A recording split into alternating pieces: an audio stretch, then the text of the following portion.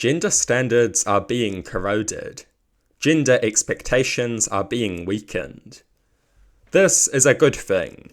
It creates freedom. It liberates people from insecurity and self-hatred.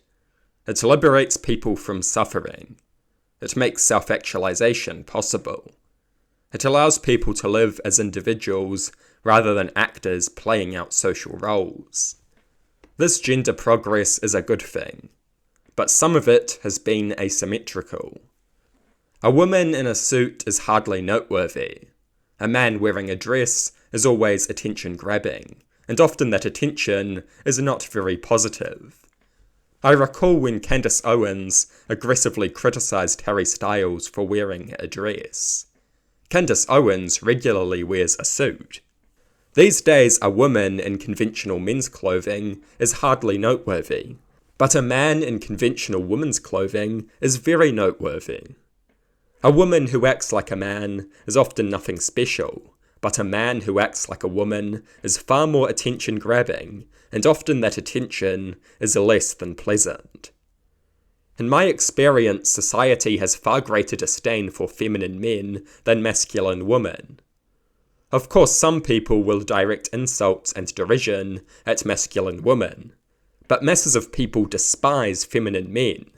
They openly hate them, they mock them, they think they are not real men. They think they are the great plague of modern society.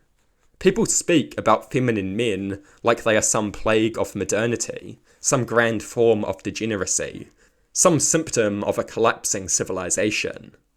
Lots of people speak about feminine men in this way. People do not push such narratives about masculine women to anywhere near the same degree. I am not a feminine man, and I am very thankful for that. Feminine men attract a massive amount of disdain. The political right often holds them up as an embodiment of a declining, decaying civilization.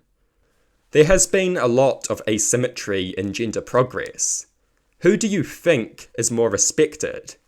A woman who takes on a traditional male role, acting as a provider, serving in the workforce?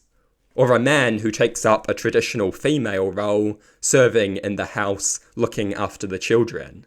Who do you think will be more respected? Women in the workforce are respected and appreciated in most cases. Men who adopt a stay-at-home dad-style lifestyle are looked down upon and mocked. There has been a lot of asymmetry in this regard.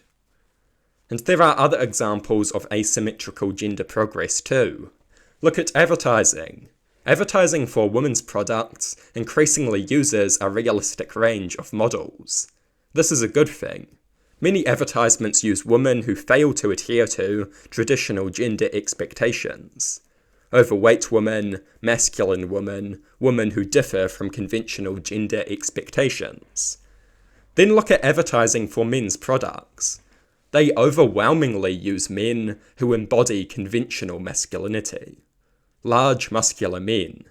There are cases of the same companies using female models who challenge stereotypes and simultaneously using male models who embody conventional masculinity. Gender progress has at times been asymmetrical. This is an issue because gender as a whole needs to go. Gender abolition is a necessity. Gender describes the traits and expectations that are assigned to biological sex.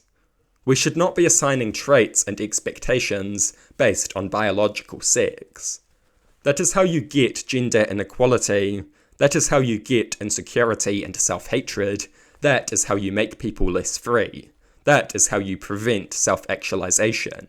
That is how you destroy liberty. It is bad, and it should be avoided. Gender needs to be abolished. That means breaking down gender expectations broadly.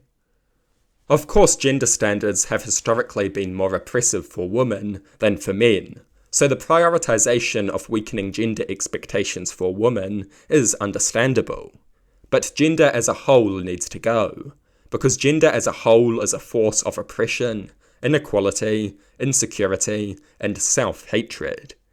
It should also be noted that the gendered standards assigned to men also do a lot of harm to women. So weakening gender expectations for men will often benefit women. It is not a matter of one or the other. Both need to go. Toxic masculinity hurts both men and women. We need to be wary of the asymmetrical progress being made on some gender issues. We need to ensure that progress is made broadly.